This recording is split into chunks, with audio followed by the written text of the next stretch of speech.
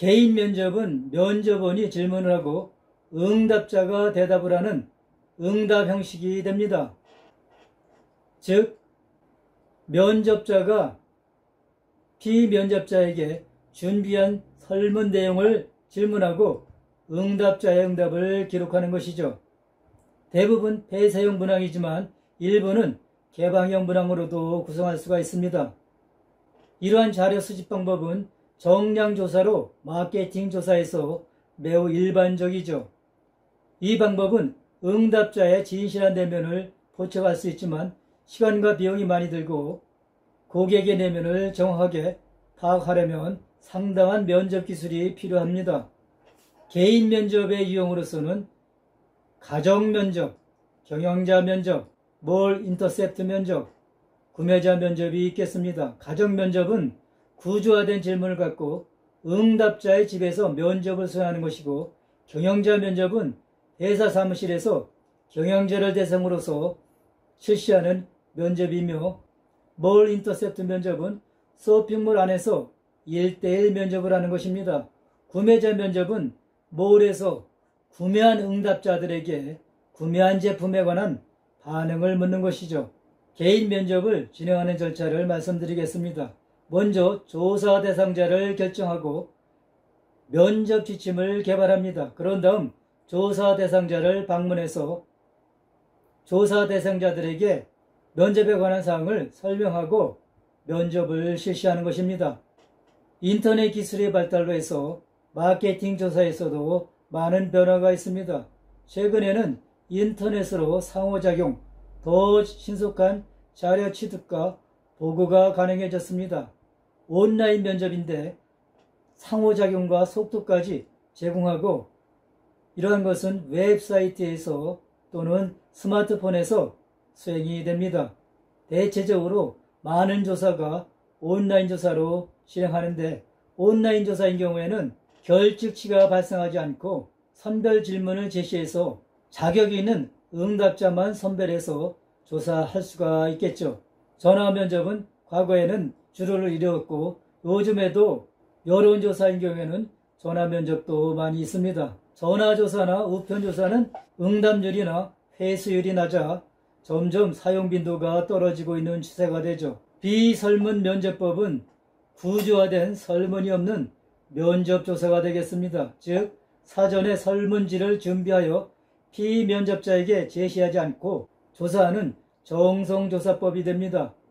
그렇기 때문에 자유롭게 응답자들이 질문에 반응할 수가 있는 것이죠.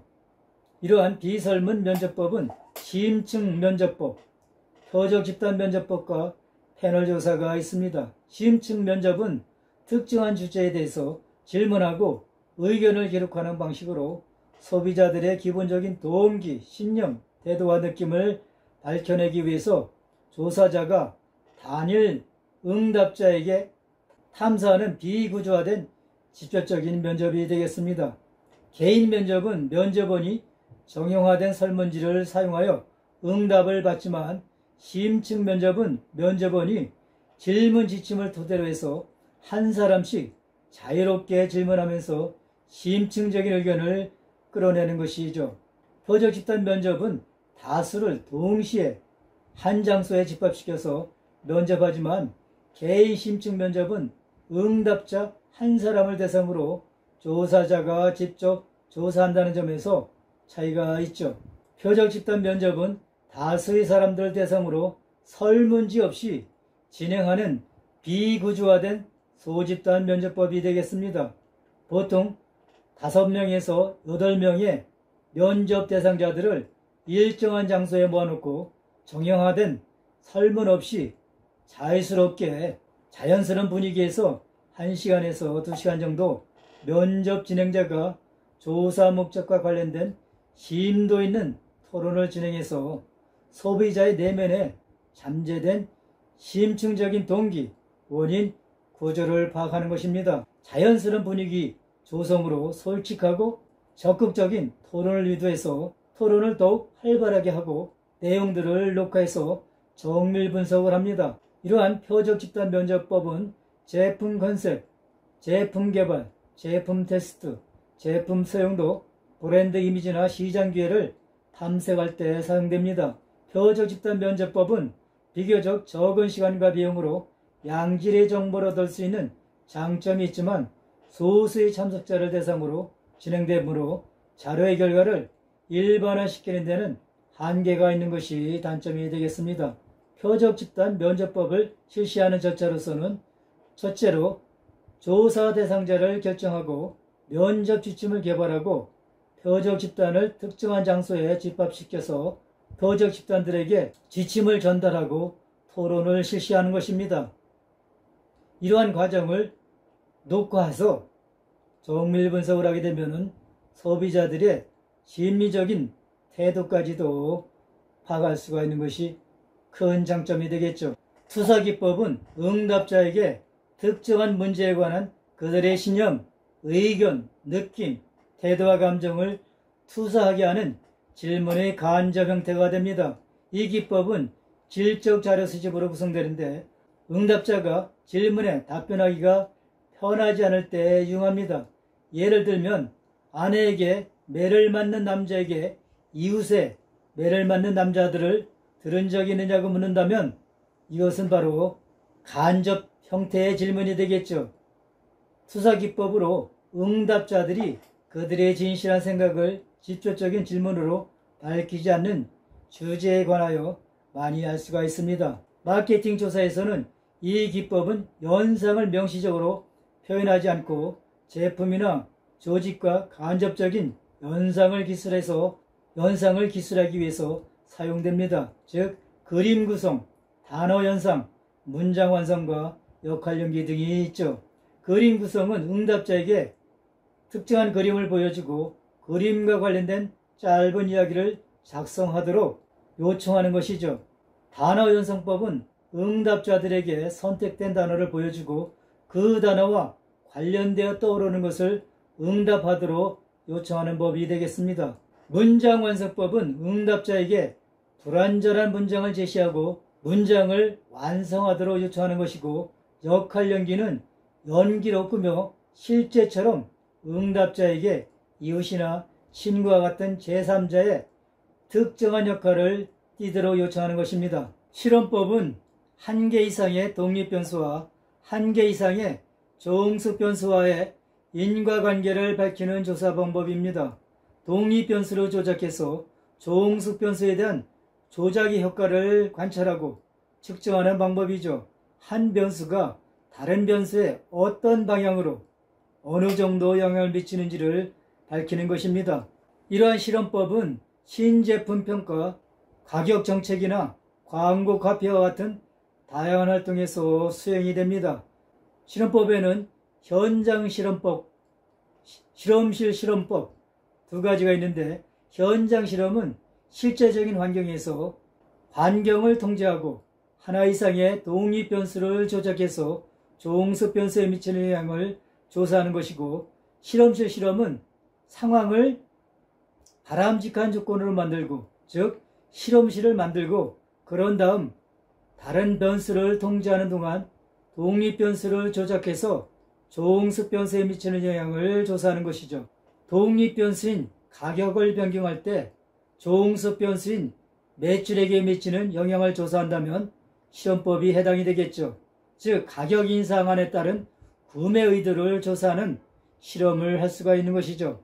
한 집단에는 가격을 5% 인상안을 제시하고 구매 의도를 조사했더니 구매 의도의 변화가 거의 없었지만, 다른 집단에는 10% 인상안을 제시하고 구매 의도를 조사했더니 구매를 줄이겠다는 반응이 나왔다고 예를 들 수가 있겠죠.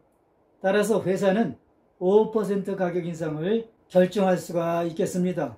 실험은 독립 변수의 변화, 즉 독립 변수를 조작을 통해서 결과 변수인 종속 변수의 변화를 알아보는 방법이 되겠습니다.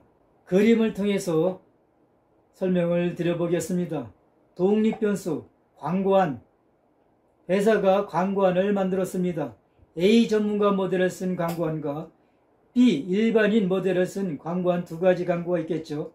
이것이 독립 변수가 되겠습니다. 이 두 가지 광고안을 보여주고 선호도가 어떻게 다른지를 조사합니다. 즉 종속 변수가 되겠죠.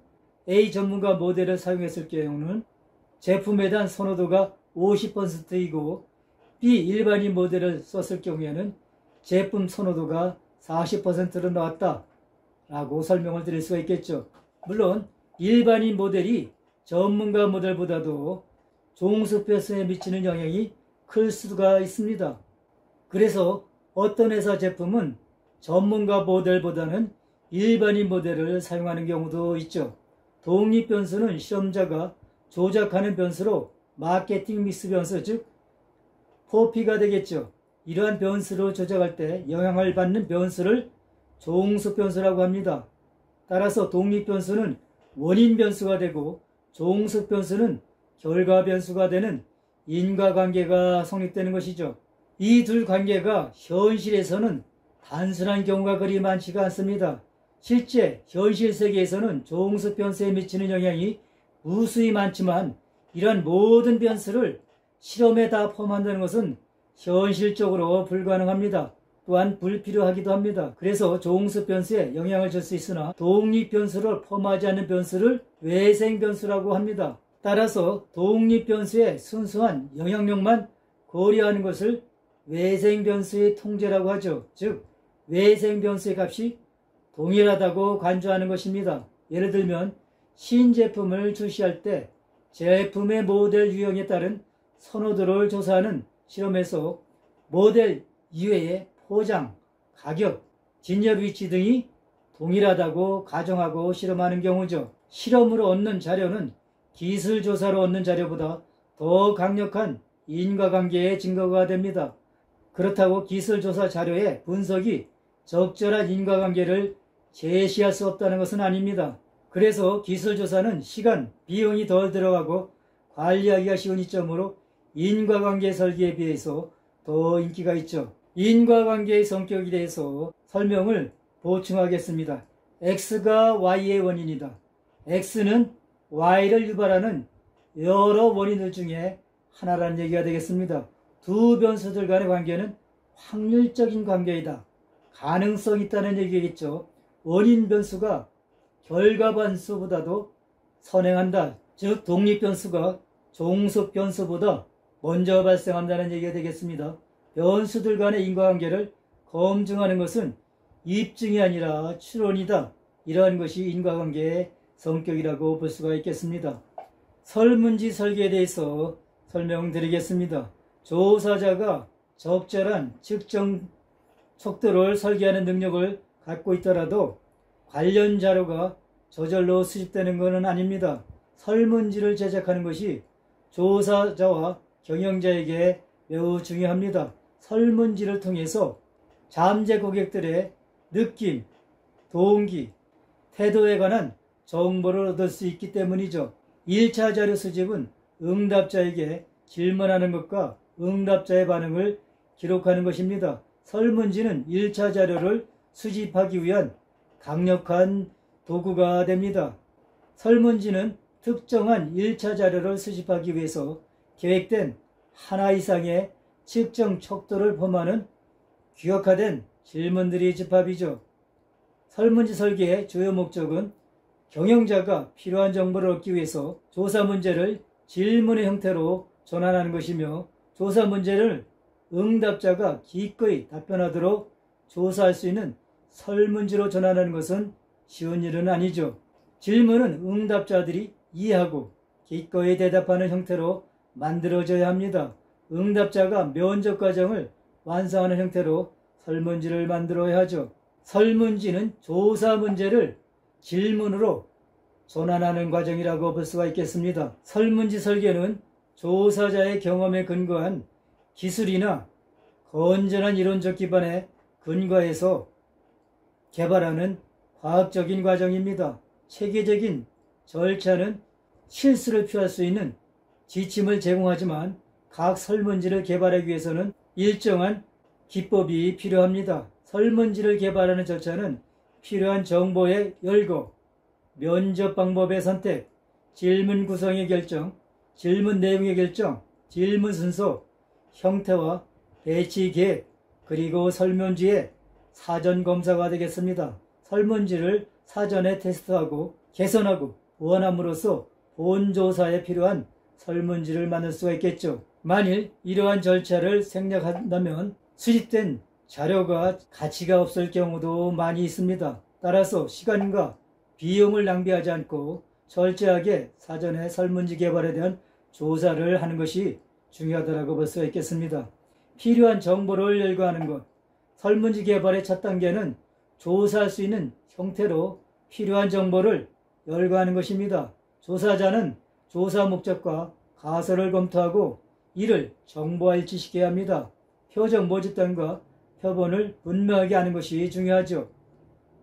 응답자들의 특징은 설문지 설계에 큰 영향을 줍니다. 예를 들면 노년층 소비자들에게 적절한 질문이 젊은 소비자들에게는 적절하지 않을 수가 있습니다.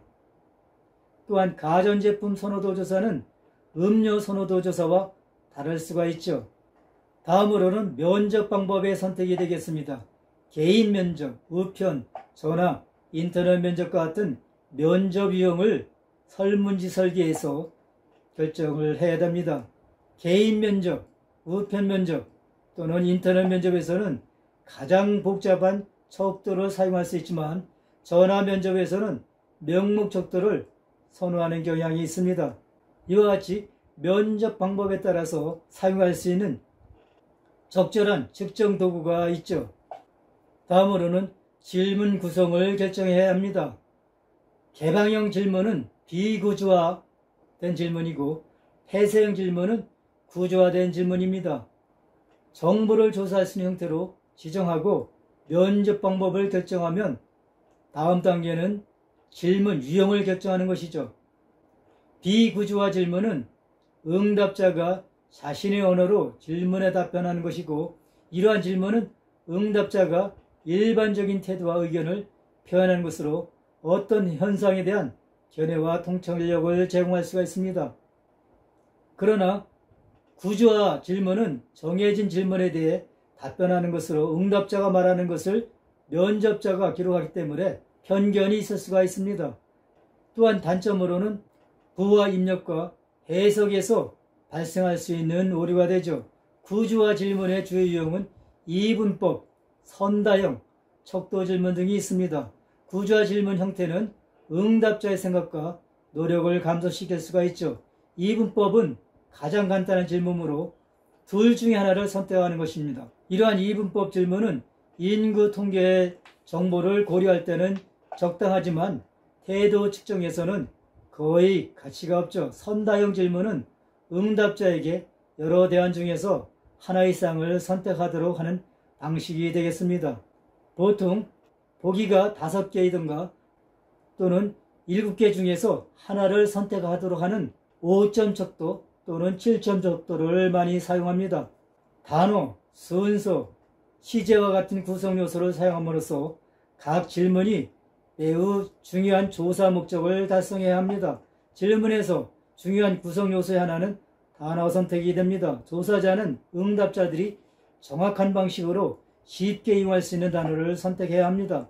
조사자와 응답자들이 사용한 언어에 동일한 의미를 두지 않는다면 응답은 편향이 될 수가 있습니다. 질문의 언어 선택은 모호성, 추상성과 함축과 같은 문제를 야기하지 않도록 객관적이고 소비자들이 사용하는 일상 언어여야 합니다.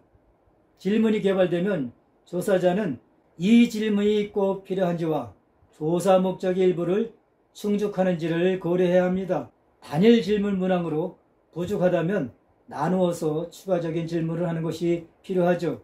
이럴 경우 다항목 척도로 사용하는 것이 바람직하다고 볼 수가 있겠습니다. 언어의 다의적 의미를 방지하는 법을 요약해 보겠습니다. 응답자가 쉽게 이해하는 일상 언어를 사용한다. 현저한이란 말을 사용하는 대신 뚜렷한이란 말을 사용한다. 모호한 말을 피한다. 덥거나 추운 말은 문맥에 따라서 의미를 변경할 수가 있습니다. 유도 질문을 피한다. 한 연구소에서 효과가 입증된 이 제품은 다이어트에 도움이 된다고 생각합니까? 이럴 경우에 한 연구소에서 효과가 입증된 유도 질문을 한 거죠. 암시적 질문을 피한다. 은행에서 대출을 받은 회사는 더 신뢰할 수 있다고 생각합니까? 일반화를 피한다. 표본 700명을 대상으로 한 여론조사 결과 A씨 지지도가 30%로 1위였습니다. 그런데 응답률이 5%였다면 10명만이 A씨를 지지한 것이죠. 이를 전체가 지지한다고 할 수가 없죠. 이중 질문을 피한다. 낮은 가격과 높은 품질의 제품을 구매할 생각입니까? 라고 묻는다면 낮은 가격과 높은 품질은 상충되는 이중 질문이 될 수가 있겠죠. 그래서 이런 경우는 두 가지 질문으로 나누어서 설계를 하는 것이 바람직하다고 볼 수가 있겠습니다. 질문 순서, 형태, 배치 개발은 응답자의 집중에 영향을 줍니다. 불명확한 순서, 형태와 배치 설문지는 응답률이 저조하죠. 설문지는 시작 질문, 중심 정보 질문과 특정 정보 질문 등 세 부분으로 나눌 수가 있습니다. 시작 질문은 응답자의 신뢰를 얻고 그들을 조사에 편하게 하는 매우 중요한 부분입니다. 그들이 조사에 가치 있고 흥미를 갖는다면 응답률이 높을 것이죠. 또 응답자의 자격을 살펴보는 것이 필요할 때가 있습니다. 이러한 경우를 자격 선별 질문이라고 하죠. 중심 정보 질문은 분류 정보 질문과 확인 정보 질문이 있습니다. 연령, 성별, 소득이나 가족 규모 같은 대부분의 사회경제와 인구 통계 질문은 분류 정보가 되죠. 이와 달리 응답자 이름이나 주소는 확인 정보가 됩니다. 적절한 질문의 표현 방법을 요약해 보겠습니다. 단순하고 흥미로운 질문부터 시작한다. 논리적이고 자연스러운 흐름에 따라 질문을 배열한다.